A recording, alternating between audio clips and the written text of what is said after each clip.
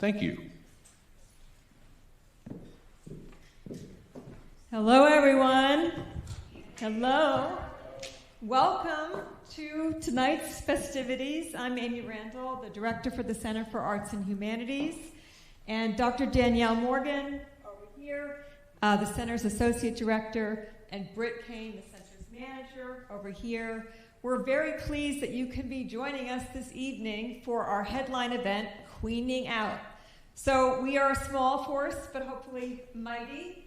And are you ready for some fabulous performances? All right, okay. So before we begin, I just want to acknowledge that Santa Clara University occupies the unceded land of the Ohlone and Muwekma Ohlone peoples. And I'd like us to just take a moment to register this debt and to also recognize that land acknowledgements do not exist in a past tense or historical context. Colonialism is a current and ongoing process.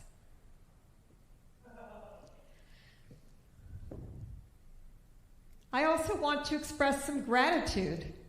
First, I want to thank our co-sponsors for their generosity, the Office of Multicultural Learning, the Inclusive Excellence Division, and the Department of Theater and Dance. I also want to thank the CH team, Fernando Rojas for creating a beautiful program. There's a QR code that you can scan to get that. Danielle Morgan and Britt Kane for helping to make this evening possible.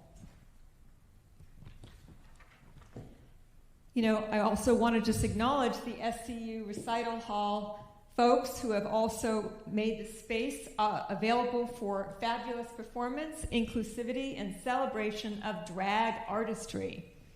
And finally, a huge thanks to Jaja Feel and Alpha Andromeda, this evening's fabulous drag queens, as well as Bernell Nevil, who will be moderating a half-hour Q&A session that will be followed by a post-event reception. So Bernell Nevil, the Associate Director for the Office of Multicultural Learning, who's over here, he is originally from New Orleans. He attended Washington University in St. Louis for his undergraduate degree in human resources and psychology. And he attended Michigan State University for his master's degree in student affairs administration. Bernell started working at Santa Clara University in the Office for Multicultural Learning, which includes the Rainbow Resource Center, in May 2019. And he currently serves as the Associate Director. In his spare time, you can find Bernell attending a Broadway musical, watching Survivor, posting food pics as #Chef Bernie, or catching up on the latest Oscar-contending movie. Thank you so much, Bernell. And then finally, I want to welcome Alpha Andromeda. She is a very, very, very, very, very pretty, and well, that's about it. In the past 7 years, this San Jose-based queen has made a name for herself as a stunning drag performer and chaotic nightlife hostess. She frequently partners with Silicon Valley Pride to bring queer community together with drag, and regularly performs as a cast member of the Queens of Campbell. You can catch the divaing all over the Bay. Just look for the threateningly tall, extremely gorgeous woman. And Jaja Feel is a proud Samoan queen. Her name Jaja Feel is Jafilmi, and she's the big, brown, bearded diva of the Bay Area. Jaja Feel wants us to know that she is here to spread joy, invoke thought in our perceptions of gender and sexuality, and most of all, to be, as she says, a silly little goose. So as Jaja says with a kiss, right, let's get down, dance a little, and feel things out. So with that, let's have the performance begin. A huge round of applause for our performance.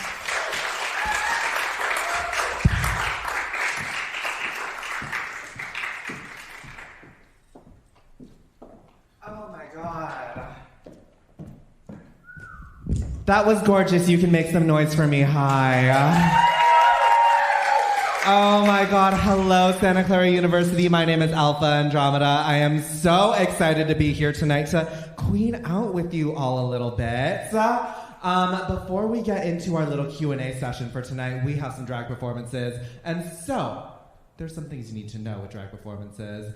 The thing that we need from you as a small but mighty audience is we need you to scream your heads off anytime I do something fantastic. Can you do that? Ah, beautiful. Well, keep that going and make some noise for me. My name is Alpha Andromeda.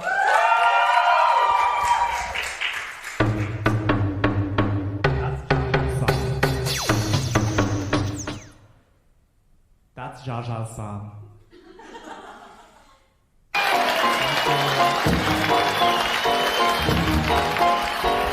Thank you.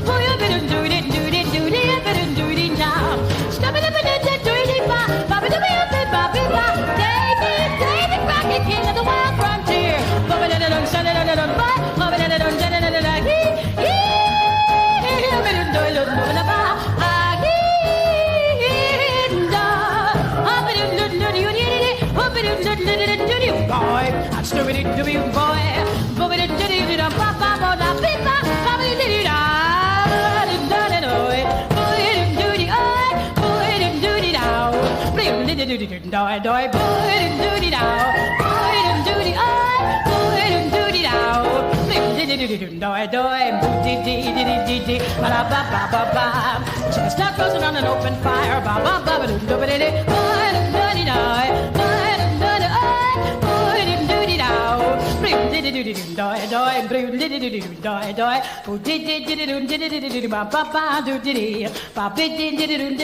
Who's on the mountain?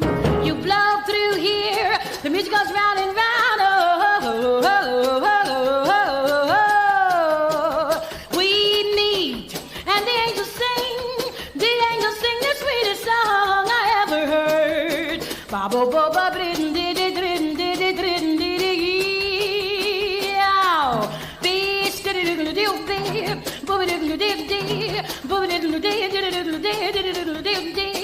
Ba bo ba ba brin brin do ba ba be brin ba be ba be.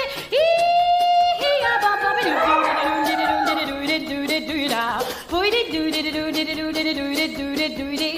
Study do, study do, study do do. Study do, study do, study do do.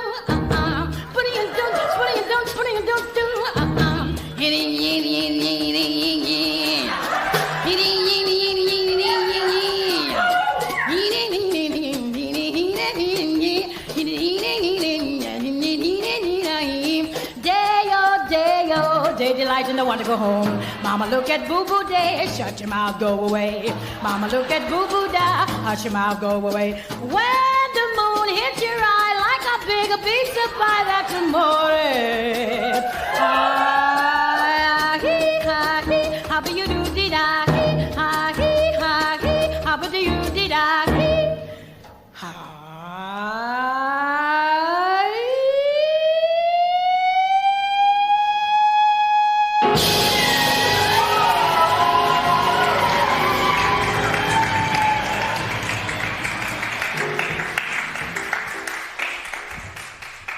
Wow, I know so many words. So talented, so beautiful. How does she do it all? You'll never know. Oh my god, that was a lot of fun, but you're ready for so much more fun. And that fun comes in the form of my bestie. Give it up for Jaja Fio!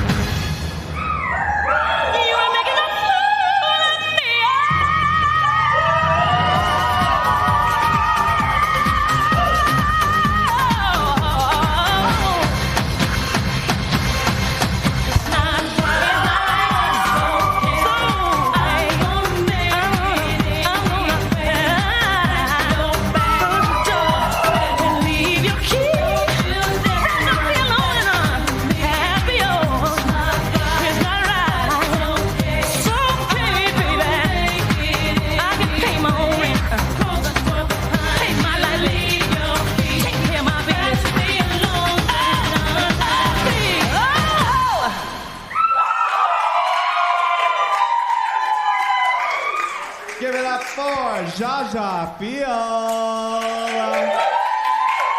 Oh my God, when I say Jaja, you say Feel. Jaja! Jaja! Oh, I know she felt that. Oh my God, here she is leaving her shit everywhere. Typical mess diva. Hey, dude. Oh my God.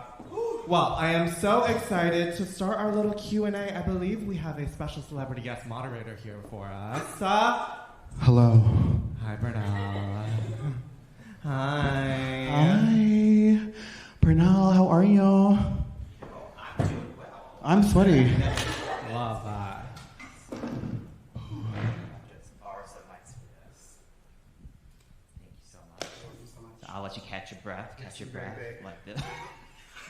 The knucking and bucking was beautiful. Thank you. So welcome everybody. Hi, everybody. And so I thought I'd start easy. Maybe just start like the names, Jaja, Alpha. Like, how did you come to find these drag personas? Like, what do those names mean to you? So I started initially as just Alpha. It was a one-name situation because I liked, out of context, it sounds very feminine and pretty. Like, it's Alpha, a beautiful name for a girl. We love that. But I started off doing like very like gender fuck drag. Like, it was very model-esque, very chic. So it made sense at the time. And then as I started doing more shows, I needed something kind of like relatable. So I had to like tack on a last name. And Alpha Andromeda made sense, rolled off the tongue nicely, even though it was a mouthful. And Alpha Andromeda is the name of the brightest star in the Andromeda belt. So I liked that, being named after a star. It was very chic. She's educated too. Yeah, totally. So yeah, I liked that. Jaja. My name is not as smart. Just starting it off. I love Jaja Gabor. Raise your hand. No, too young? Okay, cool. She's like Lady Gaga, but dead. No, so I love her name, but it's hard to spell. And then I was like, Jaja Binks. Because that's stupid and reflects more of my personality. And then I was like, oh, Ja Feel. Like, Ja Feel me? How y'all feeling? Ja Feel guys? That's really where it came from. Oh, and to make it like vernacular, to introduce me on stage. Like you could pronounce it. You know? That is the thing, because there's so many girls who have names that are very difficult and Name are names. not. Name them. Well, to start. Okay. Oh, I hate. No, completely. So having a name that rolls off the tongue, so smart. It has like rhythm to it. Well, and like even myself, I've had girls mispronounce Andromeda. Well, because girls are done. Yeah, Derek Barry. But it's happened. It's happened a lot of times. So look at you thinking. I try. Sometimes it works. And so as you think back to like how you all started drag, what was your inspiration to start this art form? Is this something you always wanted to do? How did you find it? What were some of your inspirations that got you into drag? Yeah, I love attention. I love attention. And literally, because I started drag when I was at SF State, like living in SF, doing all of that. And I was going out a lot and kind of in like half drag, like persona sort of thing. Because that, Androgyny. that. And like that was the time when like dude MUAs started coming up, like the of it all. But like literally that was the time. Right. And so I started to like lean into that and lean into it more, and drag just kind of made sense. Especially because I was going to school for fashion, Right. and I could never get my friends to like model for shoots that I wanted to set up. So I was like, let me just do it on me. And yeah, that was kind of born of that. And then Star was born. my fucking theater kid ass jumped out and really just had a whole fucking go with that. So yeah, performance. And how long do you say you've been doing drag? How long have you been doing drag? 3 years? 7 years. Yeah, I know.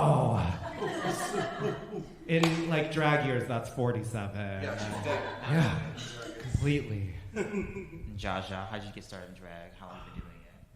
I feel like I've always been doing drag, like as a little fleur kid.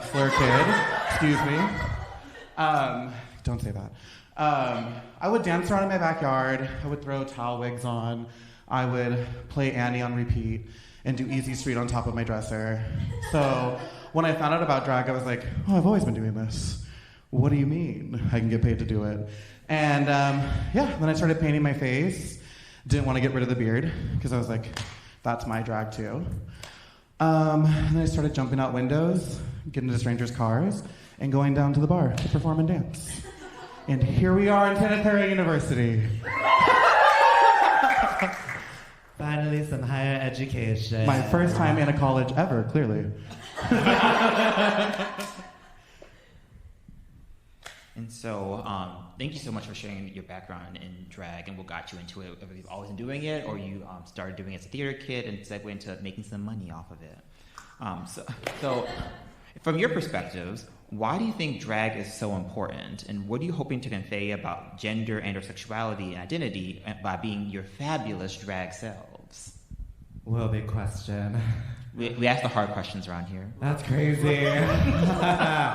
No, I think drag is important because it does inherently bring people together. Because, like you said, you have been doing this forever, and somehow, for some reason, that gets people all in the same room. I've learned a lot about that with Silicon Valley Pride. We do a lot with them, perhaps too much, but every single event they put on, it's just like this giant queer community. Even if we're doing like a bar show, whatever, people come for that for whatever reason. Right. So I think getting the community together is a huge part of that.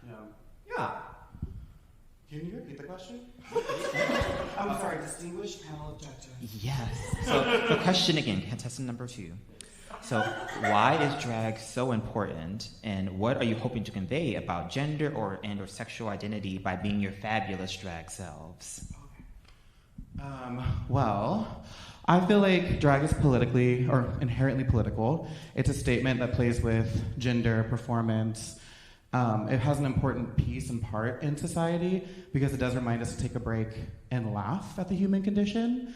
Like, it really gets you to be like, oh, it's just a dress. It's just a wig. Like, but yet so many people have so much to say, and it upsets. So I guess the important part is showing up, being your authentic self, and if it makes a difference to like one person in the room, that's enough to know that I'm doing my job.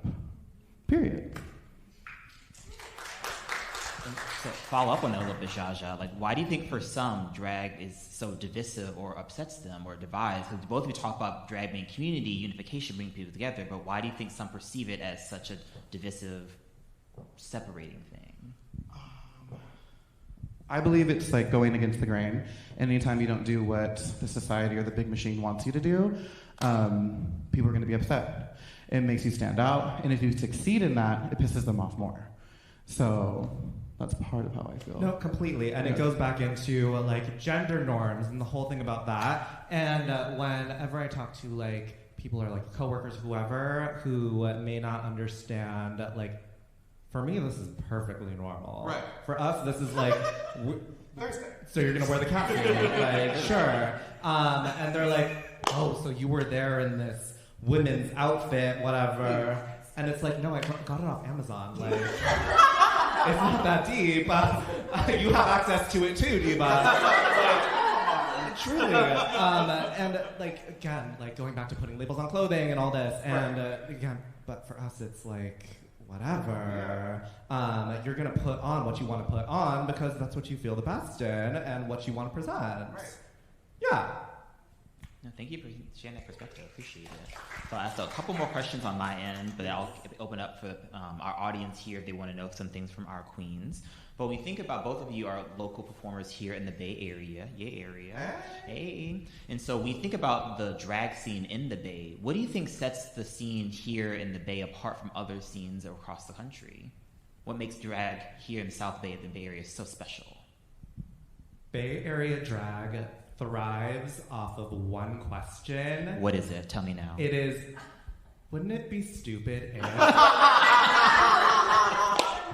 And literally, like, my favorite numbers are the, wouldn't it be stupid if I was dressed as the Count from Sesame Street doing Countdown by Beyonce? Yes!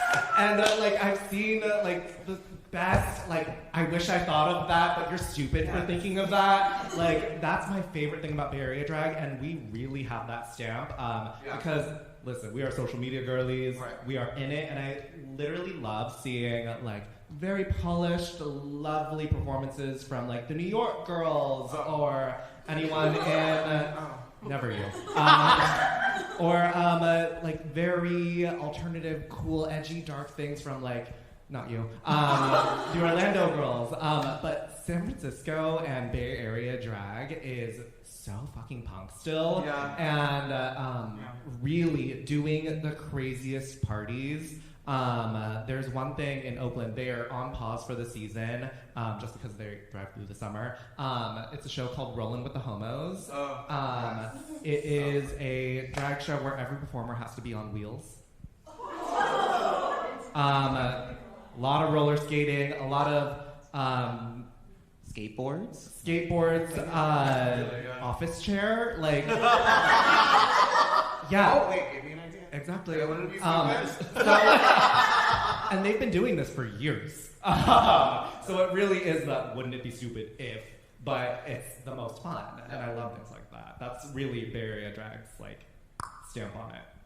Jaja, thoughts on Bay Area drag? Honestly, Alpha, that was an amazing answer. That really sums up literally the Bay Area. Like, I'm standing here with a beard and a catsuit, so it's like that's kind of a reflection of you can do it. You can, if you can dream it, you can do it. Type of mentality, and yeah, the South Bay is a room full of genius idiots. Really. Well, and that's the thing too, is the best ideas for numbers, the worst ideas for numbers, are born out of the backstage conversation. Dressing room, the Kiki. Oh my god. Like off tequila, talking about what Elmo could I be, and also FKH legs at the same time. Yeah. What if we did Girls So Confusing, but it was just math questions that got progressively easier and easier. Like, oh my You've god. been thinking a lot. I love that. I know. I can't wait to see this happen. Gorgeous. So yeah. Wait for my sexy Quasimodo now. My humps by Quasimodo? No, ring my bell. Oh, see? Genius. But speaking of the Bay Area, so what are some of the best venues to watch drag in the Bay? You talk about the experience in Oakland where everyone's on wheels, so other places that you think the children should know about. My favorite show in the Bay is every Saturday at Oasis in SF. I will be there this Saturday. Shameless plug. But it's Princess. It is an amazing show. Oasis is owned by a drag queen. So every show there is really by and for drag performers. And it just as a venue, they operate beautifully, and they're fully committed to making a drag performer feel amazing on stage and even getting ready to be on stage. And it's just so much fun. Everyone goes out, and like I love that as a performer, I will run into like 10 other performers there who we like pass by each other at shows. We share some backstages, but like there we actually get to like hang out and like really key. It's cute. Oasis SF, wrote it down. Gorgeous. Any other Jaja, best places for drag in the Bay Area? A little local show here in Campbell. We do a bi-weekly bingo. It's a drag bingo. It starts at 7:30, sometimes, depends on who's there. And it goes to about like 10, and it's a cute little show. We do an opening number. It's a rotating cast of girls. Myself and Alpha are there. Alpha is the host. I am the village idiot, just shouting numbers and drinking shots. But yeah, come on out. It's fun. It's in your backyard. Also, another favorite show. What? The brunch at Sofa Market. Oh, yeah. It is all ages free entry every first Sunday of the month. And I like that they give a chance to a lot of newer performers. There's a good balance of like seasoned performers. It's just a really fun time. And again, Silicon Valley Pride putting on an event that just everyone comes out to. It's amazing. Yeah, it's for everybody. It's in the daylight. It's fun. Yeah, you get to see us in the daylight. Scary. Talk about Halloween, mama. Jump scare.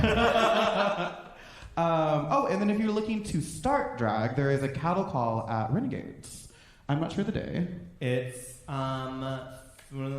second Saturdays at Renegades. So open mic drag. yeah, Yeah, think it's about messy. that. Yeah, It's crazy. spooky. So I want to rewind to a comment that Jaja made earlier about drag in itself being inherently political. And so we think about, like, if, as you didn't know, October is LGBT plus History Month. Woo, history. Gay people. Yeah, gay people.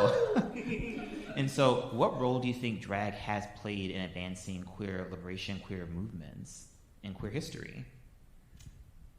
Well, if you go back to like some older reportings of like Marsha P. Johnson, they said that she was a drag queen. Now, with our understanding, she would have probably, we don't know, but probably would have identified as a trans woman.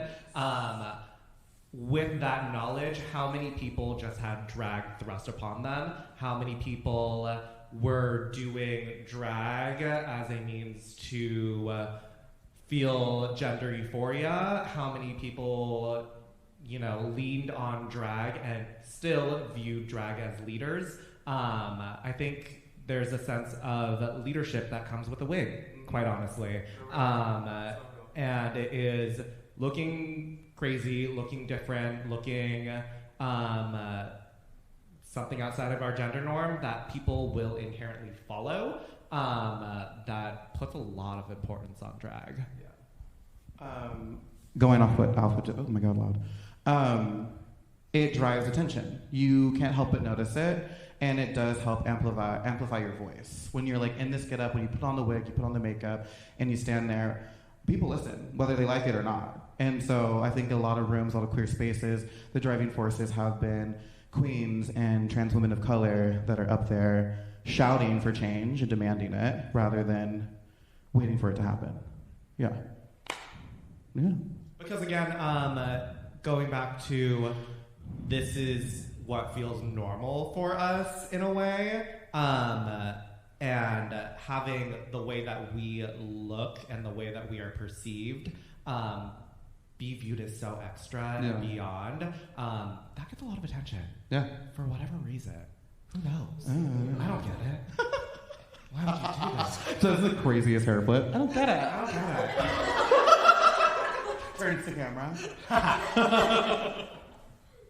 So I do have some other questions. I want to open up to the audience to see, like, we have two amazing performers on stage to see if anyone has any questions for Jaja or Alpha. We're happy to bring you the mic so you can also ask your questions.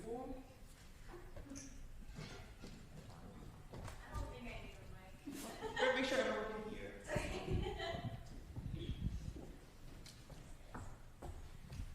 What is your experience with the queer community in the Bay Area? It's a very small community. Everyone knows everyone. So if you know like two people, that's you're into everything. We're your two people. You're welcome. No, truly though, it's a very small community, but very tight knit. As opposed to like New York or even San Francisco. Even though San Francisco is Bay, South Bay is its own entity for sure. And we're very close in South Bay and very loosely tied to it. But overall, I think everyone's close. Yeah, weirdly. And it's weird to say like there aren't many people who I haven't experienced or seen or like understood, and that's purely from like a drag perspective, and I'm talking about like mostly drag performers. But I think it's a good tight-knit community. Yeah. Do you mean like personal experience in the queer community in general, or just like as a performer? Sorry. Personal? I think everyone's experience is personal. But yeah, there's been struggles like anything, you think, especially with like LGBT community, you walk in and you're like, I'm gonna be accepted right off the bat. And there's a place for me. And then you go and you're like, oh wow, wait, it's actually a little exclusive up in here. But you make your own and you find your people. And when are you gonna find them? Never mind, they're not here, and I feel very unsafe. Just kidding. But yeah, so like anything, it's ups and downs. But if you keep at it and you really want it, then you'll get it. Period. Yeah. Oh, Love that question. others.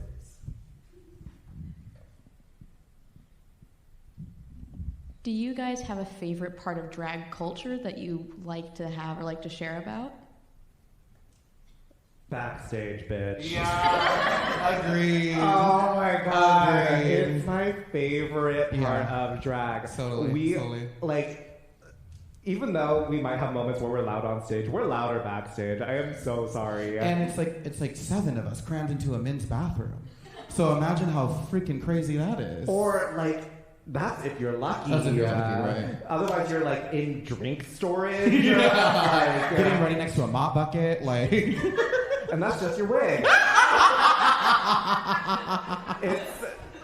Truly. It's close quarters breeds some of the most insane moments. It's what keeps you going too. Like you'll get moments where you're a little discouraged, maybe in your performance or with the venue or whatever, and then you get backstage and like your sister looks at you and goes, "Oh, you're kind of ugly."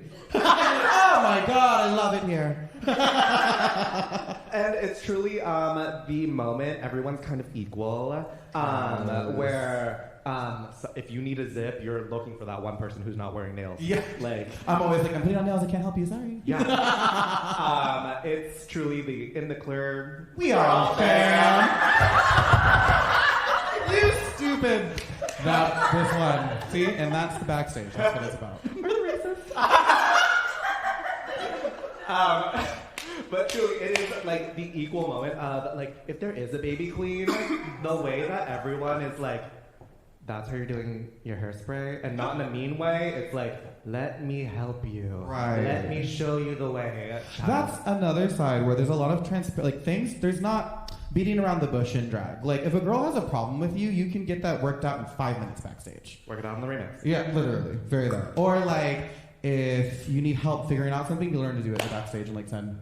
Yeah. So there's no like, I think sort of maybe kind of you did one time say something. It's like, you're a bitch. And what? But it is truly that moment where you realize that we're all in it for the same thing. We're all in it for the 4 minutes that we are dancing on stage. And all the setup that goes into making that happen is wild. Yeah, the craft, really. And that's where the insane theater kid comes out, where it's like, you need bobby pins, you need safety pins, you like It's crazy. Very that. But yeah, a backstage moment is like, if you ever have the chance to be back there, why are you here? But also, it's my favorite. Yeah, but great question. Yeah. Thank you. Anyone else? Don't be shy, Diva. Do you have any tips for aspiring drag performers, especially in the practical area where it's like, I'm ready to jump full force into it? Like dress, wigs, makeup, all that shebang. You're gonna be shit until you keep doing it. Like, you gotta just keep doing it. Relentlessly. It's that. You need to keep doing it. You need to be a booger. You need to not be pretty until you figure it out. And like, that's the thing, is now we're at the point where girls are like kind of pretty right off the bat. Yeah, because YouTube just exists. There's TikTok tutorials for drag, right. And you can learn how to do this real quick. It's not fair. And like, literally, there's so much that you have access to. Like, you can get an Amazon outfit shipped in like 2 days. Whatever. Right, fully stoned, fully corseted top. Yeah. Nice big double stack hair. Yeah. Overnight. Easy. Right. You have access to so many things. But it's not going to be good from the beginning. No. I promise you that. Yes. So literally, like, doing your mug, doing it again, doing your mug, doing it again, different day, club, another club, another club. Yeah, exactly. It's like truly a practice makes perfect, and you never stop changing things. No, and you never feel ready. Like you're just like, there's not like a moment where you're like, okay, I have everything, let's do it. It's like, just do it. Just get up there. When you're like, okay, I have enough, just fucking do it. Also, more is more. Unless you're me. Just a little chopstick bitch. Well, so I've been meaning to talk to you about that. No, but more is more in the sense that now we're in this era of drag where there's human hair wigs and very cis woman giving like drag looks that are like the thing now. Yes. But I like drag that looks like drag. And truly, even if you watch like a plastic tiara tutorial, she's layering it on. Yeah, it's so sparkle. She uses thicker foundation than I do. Yeah. Don't look at me. But she truly like is layer on layer on layer, and it looks like soft, blended. But you More is still more. can do more, and more is more. That's the only mistake I've seen from a lot of baby queens is like, I'm just gonna do a little soft demi lash, a little wispy, but it's like, no, put it on. Don't be afraid. Just do it. Yeah. That makes you more badass in the end, even if it was shit. You did it.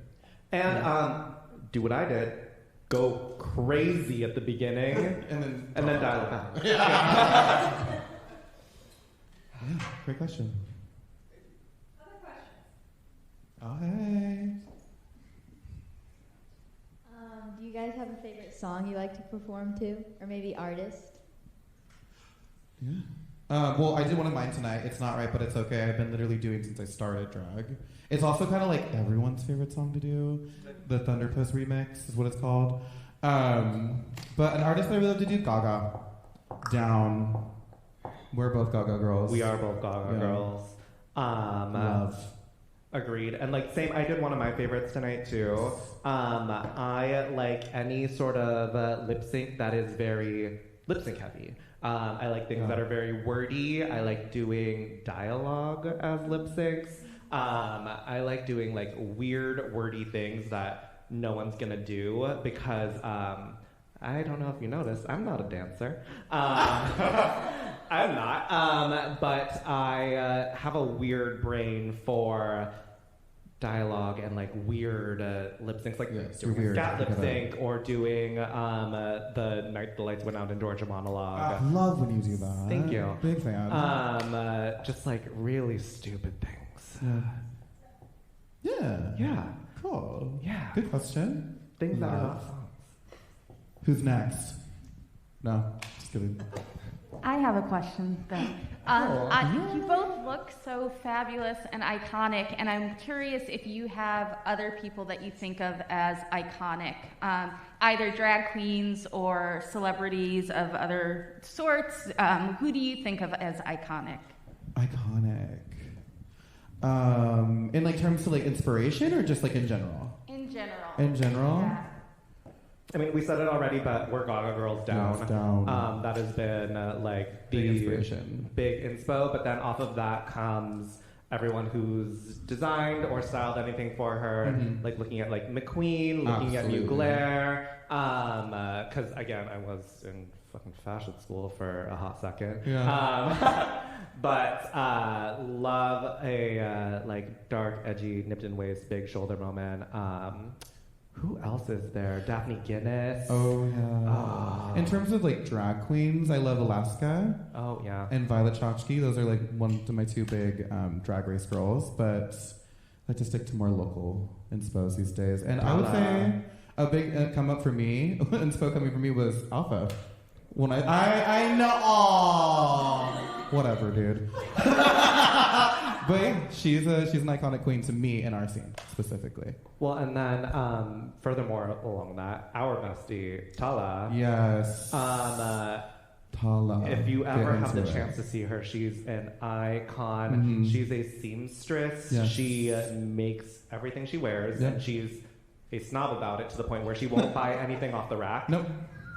Hate it about her. Thanks for the choker. Like literally, there was one time we did a group number, and she had to wear this pre-made like stretch bodysuit situation, and she was like, "I hate this." Yeah. And meanwhile, I'm like, "Ooh, a new outfit." As you're wearing it backwards. Yeah. Shut up! That really happened. That's a true story. No, she is absolutely everything. She has made some of the most beautiful things I've ever worn. The only Tala on Instagram. Check her out. She's Really worth it. Fantastic. And again, you can see her with us at the Cedar Room. She's great. She's great. We love an icon. So, you both like referenced Drag Race, and so I'm wondering, like, what do you feel the impact of Drag Race has had on like the drag scene? Like the fact that drag's become, well, Rue would not say it's not mainstream, but how do you feel Drag Race has affected how people perceive and consume drag?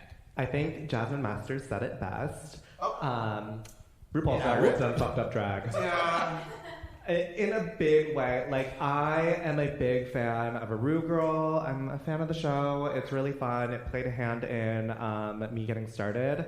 However, it's its own industry. I'm trying to think of like a good analogy for it, but it is a weird sort of monopoly over drag, and to now where it is the point where you can relate to people who don't necessarily know exactly what drag is. If I'm saying to like a coworker or something like, "Oh yeah, I do drag," they're like, "Oh, RuPaul's Drag Race," and I'm like, "Sure, yeah." At least you have a point of reference now. But I do like that there is that point of reference. But as a drag performer, and knowing people who are very much in the spheres of Drag Race, it's its own entity, and it feels kind of like it's the Frito-Lay of the drag world. Yeah. There are like literally 3 companies that own food in the world, and Drag Race is the one company that owns drag in the world. It's very weird. And you'll experience a lot of people being a fan of Drag Race and not drag, which is a very different thing. Local drag, supporting your local drag queens is very important in the artistry of drag, but Drag Race is a commercialized system, something that you can digest, purchase, experience, and it shows one side of drag culture, one that is marketable.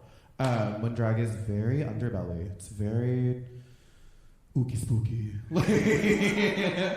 Well, and going off of that is seeing how many queens are born as fans of Drag Race. Right. And that's then a different queen now. The only aesthetic is I saw something like this on a television show. Right. Rather than having their own icons and their own references. There was this quote from like Susie Menkes, iconic fashion writer, who is, she said that if you want to be really good at fashion and understand fashion, learn about anything other than fashion.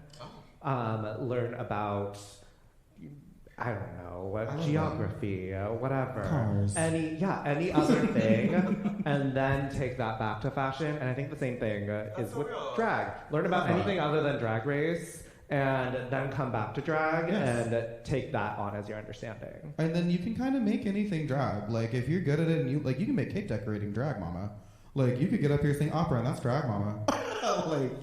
Be good at something. And that goes back to, wouldn't it be stupid if I decorated cakes in drag? I love that. Yeah. Yeah, put on a wig. That's a loaded question, I think, how the effect of Drag Race is. Because it's good, it's created careers. Like, it's a career path now for most people, but it also kind of snubs over a lot of people that don't fit in. But if anyone from World of Wonder asks, I love Drag Race so much. It's my favorite television program. I love you, Rue.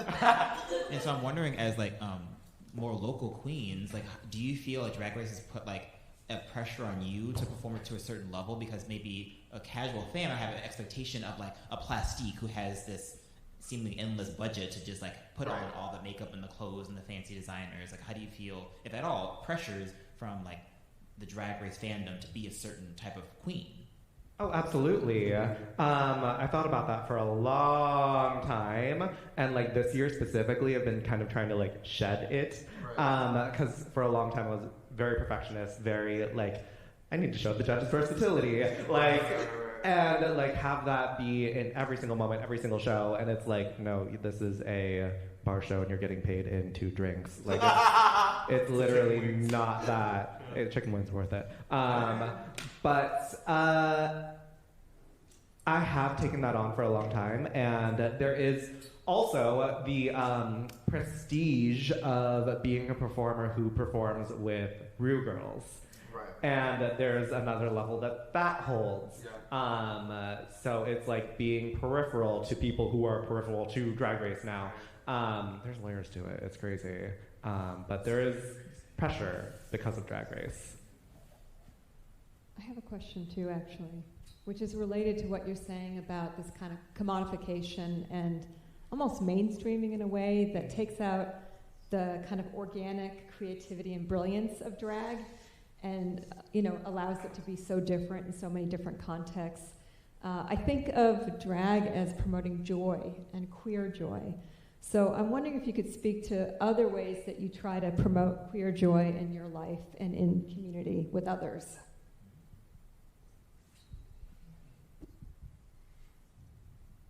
Personal conversation, sharing your story, like not being afraid to like get to the nitty gritty quick is like something that I would do on like a bar level, in the back room at my job, on the bus, girl. I love to yap. So, preaching, honestly, like the church does. I'm out here also being like, you know what I love about being gay? On the side of the street, mama. Just being proud of me. I don't know if that answers the question, but. No, that does. Right, okay. And I'm in the same sense. Like, it's just like getting to relate to other queer people, because there is an inherently shared experience. But you don't always know that. You don't know that just from like looking at someone. It's truly just like talking to someone and like bestieing out with them a little. Yeah. Cleaning out. It's in the name. And like, there's something to like a gay music video night. Oh my God. There is if something you get about invited, it. Just go. If a bunch of your gay friends are like, we're going to watch music videos and drink wine, go. It's going to be the most life-changing. You're going to hear queer people argue about Lady Gaga's like nails for 20 minutes. That's hilarious. Just me. No, yeah, that's truly where it's at, is just like those moments with like people you kind of closely know, allegedly. Yeah. Allegedly. Yeah. Yeah. Does that sort of answer the question? Yeah, okay. Absolutely. Cool. Anyone else? Who's next? Oh, what's up, Hi. Miss Girl? Hey. Oh, what tattoos? What do you mean? So again, I got that when I was in like fashion school still, so a little hanger. I love that tattoo. Yeah, I think it's so cute. cute. Thanks. And there's a bunch more too, but yeah. My tattoo is stupid and really bad, because I was a bad little kid. I was a bad little 14-year-old, and my friend's house I was at was like, "Hey, let my brother give you the last bowl of food, or give the last bowl of food if we let my brother tattoo you." And I was like, "Bet." So then he drew it on with a Sharpie, and then he tattooed me with a homemade machine, and then punched me in the chest afterwards. And now I do drag. So it's just San Jose. That's really it. And a bad decision. And a bowl of food. Yeah. Can't say you didn't get nothing from it. Exactly. Nothing Just comes blood for free. pressure. Other questions?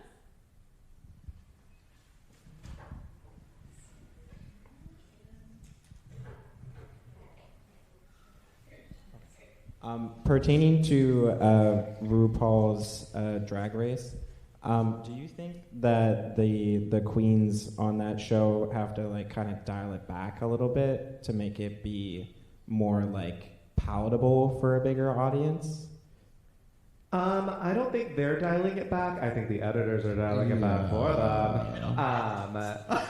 And then again, there's also all the things that they may not capture on camera, especially knowing Rock'em Sakura. Oh, right. Knowing how crazy she actually is, I'm like, they gave her a weird edit where they made her look quiet and sad, and she's a psycho. She's insane. She's absolutely psycho. Love her. I think it comes down to the edit. I think they're probably whoever they are, you know. Yeah, they're not really in control of the palette, is what it is. Exactly. Yeah. Because some girls go on there and act a damn fool. Like, Laganja Estranja. What the hell was that? That's a Muppet, mama. Like, what? But we love her. Good question, though. Loves it. You had a question. Yes. Oh my god, this is so loud. What, like, for tonight, your guys' outfits, where did you guys get the inspiration for that? Or, like, just, I'm curious. Goodwill. Just a thrift store, mama. I mean, I honestly, my whole outfit in total, I think the most expensive thing is my wig. Other than that, it's hand-me-downs. And Amazon. Oh, sounds about right. This uppity bitch.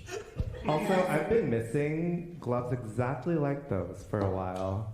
I'm sure I don't know what you mean. Huh, that's crazy. I'm sure. That's crazy. No, I just wanted to look really hot. And this is all from Shein.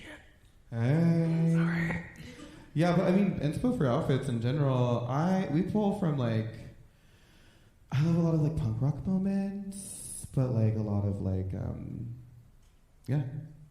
like fetish wear I love.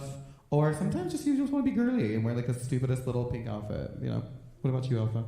I like a really hot little cocktail dress. I just want to look gorge. If I'm like out at a bar show, if I'm doing something where I have like the capability to do production, we're doing a gown with a 9-foot train and a cape, and there's like 2 reveals. I have a lot of garments that are hard to store because they're huge. So it depends on the venue and it depends on the number and what you want to present. But most nights I'm going to be out there in a little cocktail dress doing, you know, the damn thing. Yeah. Great question. I love it. Do you have a favorite look you've ever worn?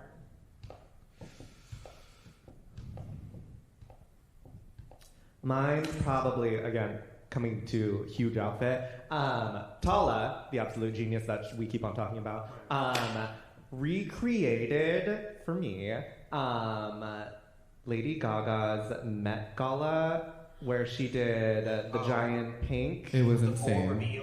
And then everything. The black gown with the giant poof, and then the little pink slip, and then I did the fully rhinestoned bra and panty set.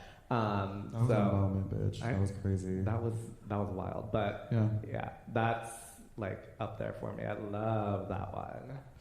Recently, I did like a little quick throw together Chapel Roan moment where I was in a little like pink clowny white face moment, and it was kind of just all came together with the things that I had, and I was like, oh, I love this. I love your Vivienne Westwood one too. Oh my God, you're so right. I do love that one. Yeah. That is again like you, like where it's like punk, fashion. Your mug pieces with that was crazy. Thank you, my love. I appreciate it. Yes. Yeah. Yeah. Follow us on Instagram. You can look at them. Hey. Plug. Well, thank you so much. I think unless anybody has a last question, we have a post-event reception that we invite you to join us with, outside here. Any last questions? What's your Instagram handles? Hey. Period. There we go. I was waiting for that. Mine is at Jaja, JAH, feel, FEEL, me, ME. And mine is alpha.andromeda, ALPHA.ANDROMEDA, Andromeda. Won the spelling bee. QRSTU and V. Darling. Viver and Biblioteca. All right, well, let's give it up for Jaja Fiel and Alpha Andromeda. Thank you so much.